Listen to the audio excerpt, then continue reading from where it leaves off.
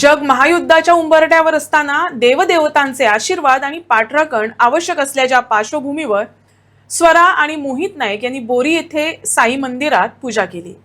आरती दरम्यान त्यांना कापूर आरतीत साईबाबांची प्रतिमा प्रकट होताना दिसली, ज्याला त्यांनी दैवी आशीर्वाद मानले। उपस्थित भाविकांनी सांगितले की मंदिरातील आरती दरम्यान अशा प्रकारचा चमत्कार प्रथमच घडल्याचे त्यांनी अनुभवले। आज माझं बिरासकर शिकलो साईबाबा देवळा बोरी। सो सकाळी उठून देवाची स्वयंपाकाचा सुमार बाबाची काकड आरती आशिल्ली। सो काकड आरती करता आसतना आरती विधी जातकीर गेला कापूर आरती आशिल्ली।